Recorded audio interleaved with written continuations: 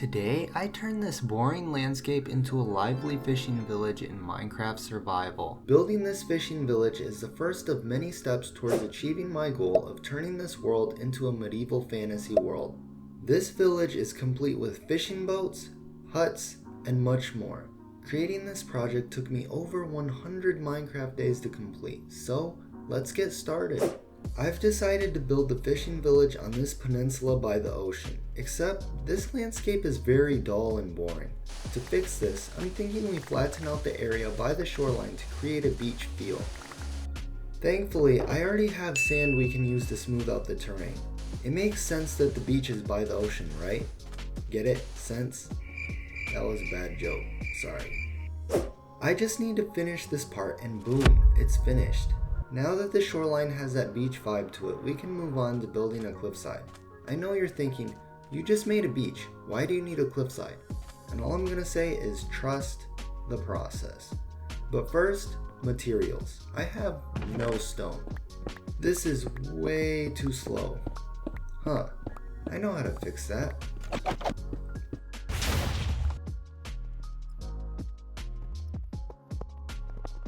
That should do it.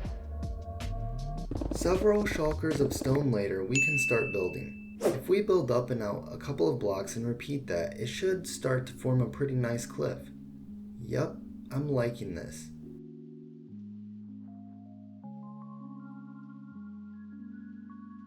The cliffside is now complete and it is looking really cool. It's a little rough, but we'll fix that later.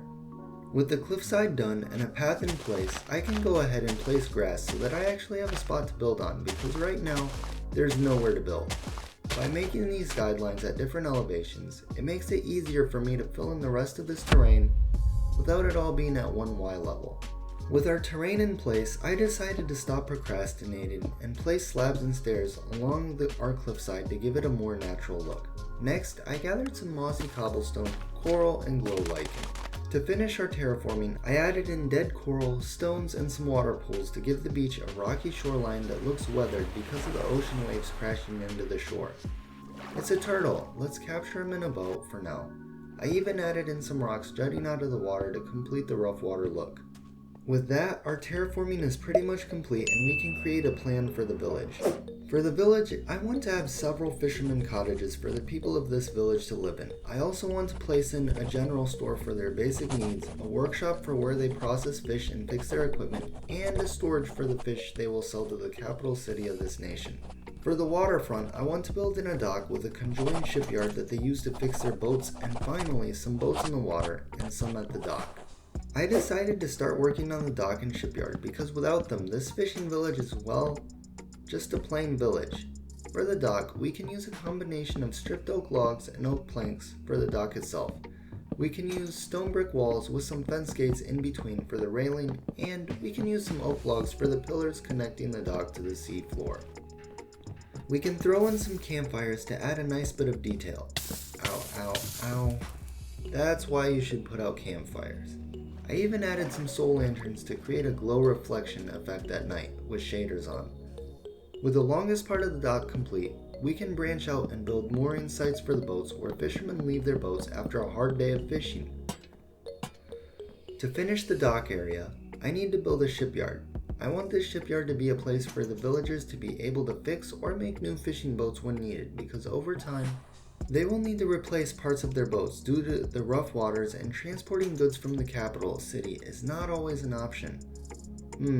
I need to drain this, and using sand is way too slow. So, I need sponges. Okay, I've been wondering for a while, and still no sponge room, and apparently Google says that not all monuments generate sponge rooms. Oh, let's go, there is one. Let's let these sponges dry out in the nether and drain this shipyard. Let's build a crane to haul supplies and add some oars, wool, and logs for the shipyard to use. And finally, a half-built boat. That looks like a pretty good skeleton of a boat. With that, the docks and shipyard are complete, except one core aspect is missing. That's the boats. Which means the next thing I'm gonna build are the boats. Big shocker, I know. I haven't really designed any boats before, so the struggle was real, but eventually I made some designs I liked. Okay, why are all these villagers just hanging out here? What? Anyways, for the fishing boats we need tons of stripped spruce and stripped oak logs, and a handful of other items. Our first design is of a larger fishing ship used in deep waters away from the shoreline. This ship uses nets, and this is how most of the fish are caught. Oh wait, I have an idea. Let me grab some cobwebs and place them like this, and you can't place cobwebs in water? Okay, and boom, we have a net above water. I also built another boat with furled sails at the port. The second design is a much smaller vessel intended for shallow water fishing. Its main use is trapping crabs, but the villagers also use it to fish for shallow water fish. To sell the look, I added note blocks which kind of look like crab traps. After building all the boats, I'm finding that the water feels more alive and busy. All of this is good progress, but there's still no village. Now we need to collect materials for the village. For this village, I collected several different types of wood, stones, and a ton of other items. While I work on collecting materials, I just want to say sorry for a slow upload, as I have been busy with finals week for school, friends' graduations, and a few other things. However, during the summer I will be grinding to get videos ready, so stay tuned for them. With all my materials collected, let's start by using a mixture of stones to create a foundation for the main fisherman cottage. I also threw in some mossy stone patches to show the age of the building and the wet conditions that moss forms in. I used stripped spruce for the pillars, and for the walls I used packed mud transitioning into light gray terracotta at the top to give the walls texture and weathering. I want this cottage to be where the village chief resides and directs affairs such as trade with other cities and the industry of this village. For the roof, I went with a dark oak trim and a gradient from jungle planks to stripped oak logs, which I think looks very cool from a distance. The build is still looking pretty flat, so I added in several windows, a doorway, some roof decoration, and finally a chimney. With one build done, let's lay out the foundations of all the other buildings so I can get an idea of the space I'm working with. And I think this is pretty reasonable space-wise. I want all the builds in this village to have the same block palette for consistency, so I got to work building the second fisherman hut, which is an A-frame roof and is a diagonal build. I just love to build diagonal builds. For detailing, I added in some roof windows, a chimney, and I made windows and a doorway using acacia wood and granite for a pop of color compared to the rest of the build. This section of the roof is looking pretty flat, but we can fix that by adding in a weather vane and some campfires on the roof which kind of look like bird nests where seagulls built their homes. Moving on to our third building, yes, I am procrastinating the diagonal build. I want to build a workshop where the villagers are able to work on any equipment they might need to fix, such as fishing nets, rods, or crab traps. I built an overhang area where they can store and work on items, as well as a large chimney showing the functionality of why this build is a workshop. I seem to have run out of packed mud, and I have no wheat. You know what that means? A nano wheat farm. And now we have enough wheat for our packed mud. Next, I wanted a storage where the villagers can store their fish and crabs before selling them to other towns. I made an overhang for bringing stuff into the warehouse. I added a clock on the front of the warehouse, and around the backside, I built a crane that loads crates of fish onto wagons to be transported out of the village. Moving on to the dreaded diagonal, I worked on building the last fisherman hut, and I really struggled to make the shape look decent. But after some time, I was able to come up with this house, which when paired with some windows and roof details, actually looks pretty solid for a diagonal build. With that, there is just one building left to make. Can you guess what it is? No? It's a lighthouse. I need to move a shulker monster first, but this is a perfect spot to make a lighthouse which warns boats of the dangerous waters and the stony beach if they venture too close to the shore. This lighthouse has saved many lives since its construction in the village. And with that, I am actually not quite finished with the lighthouse. I still need frog lights, which means I need a frog light farm. So let's take a quick detour to collect and craft up the items I need for this farm. Remind me to bring leather boots next time because this is ridiculous. I keep sinking. Let me just... boom. Now we just need to find frogs. I can't find any frogs in this mangrove swamp. Well, time to find another swamp. There we go, that's what I like to see, lots of frogs. Now we wait for these to hatch, collect the tadpoles, and take them to the different biomes and hatch the different types of frogs. Let's yoink these guys into the nether and then into the farm and place down the powdered snow. After a quick AFK session, we have plenty of frog lights. And yes, I built a whole farm for 8 blocks. I finished the lighthouse, and with shaders on, it looks amazing, especially at night. I really love how it turned out. With the exteriors finished, I went on another long item collection run so that I can start creating the interiors for the builds. There is not much room in the lighthouse, so I forgot about this underneath. I went with an oak floor and some simple stairs made out of spruce stairs, and trapdoors going up to the light where villagers are able to maintain the light to keep the boats on rough waters safe from the shoreline. For the first fisherman hut, I made a floor out of andesite, cobblestone, and stone as the textures of them mix well together. I built a dividing wall to create 2 rooms and made a roof of granite, oak, and jungle slabs. I moved on to decorating the bedroom with a triple wide bed, and I used the side texture of the loom and some buttons to create this nightstand drawer. I made a wardrobe with an armor stand and leather armor, which are the work clothes of the fishermen living in this cottage. Finally, I added in some shelving to complete this room. Next, I built a kitchen area with some storage and furnaces, along with some shelves and shelf decoration along the walls to fill up the room a bit. I also made a bookshelf to complete the interior of this house. I started on the second fisherman hut and made the same floor and roof design as the previous hut, as well as another dividing wall. I want this room to be a bedroom, so I'm thinking the bed here, a wardrobe there, and a desk over here. So let me build those real quick.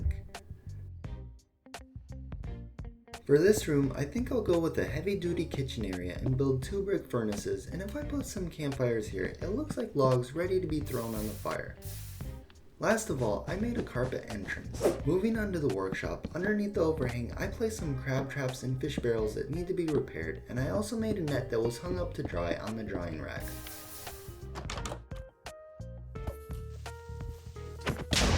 Oh no! Bruh, you've gotta be kidding me. After I fixed the creeper mess, I went inside and added saw tables to process the fish, and I made a drying rack out of cobbled deep slate walls, dark oak fence gates, and campfires where they place the fish after being processed. Next, I made a workbench for repairing fishing equipment and some shelving for storage. For one final bit of detail, I went fishing with my axe and got some fish and placed them on the drying racks, and I think this little detail is pretty sweet. For the main fisherman cottage, wait, what? I somehow forgot to build these windows. Let me fix that. There we go, that's better. As I was saying, I wanted to try something different and use dripstone, granite, and bricks to create a new type of floor where some areas are more worn down than others. I also want a light gray terracotta dividing wall with some dark oak trim along the front room to create a contrast of color compared to the other builds. For the front room, I want a small wardrobe with armor and some large decorative pots with lighting.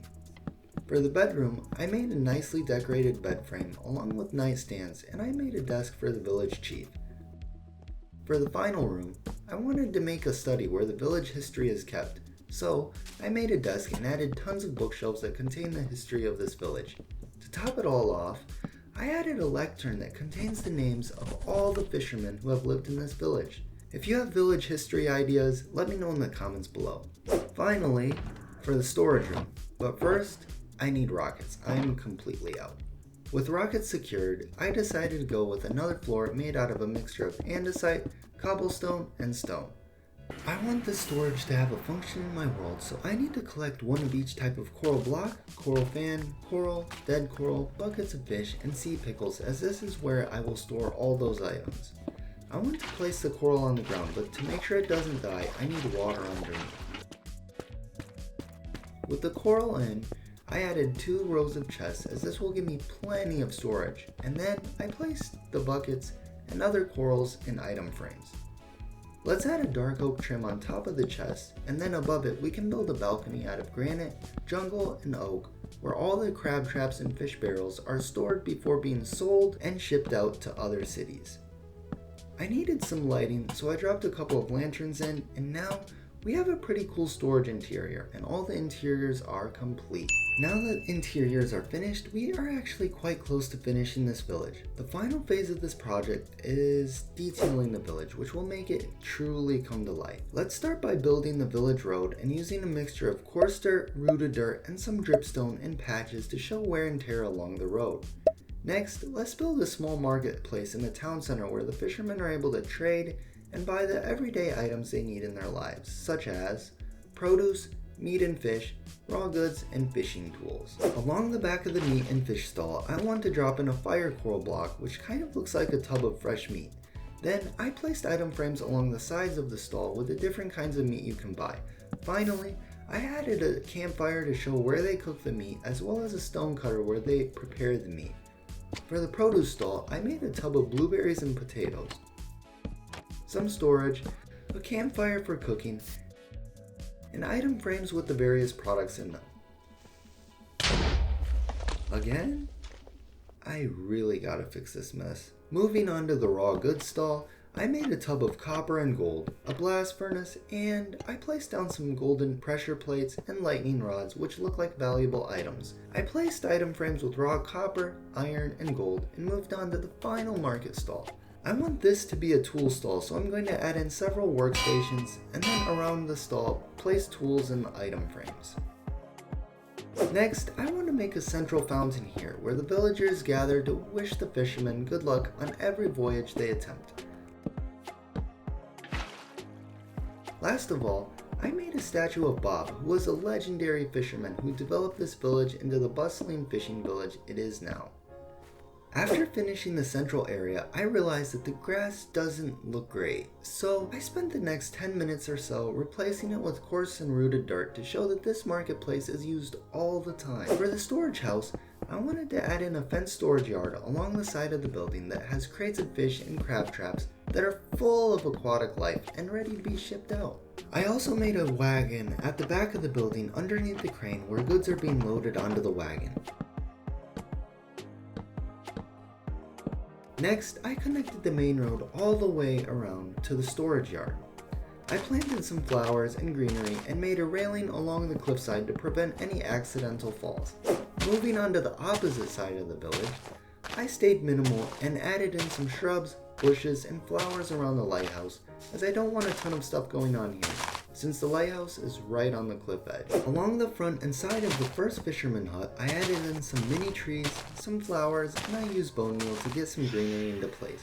Along the back side of the build, I made a fenced yard with a table where the family who lives here can relax.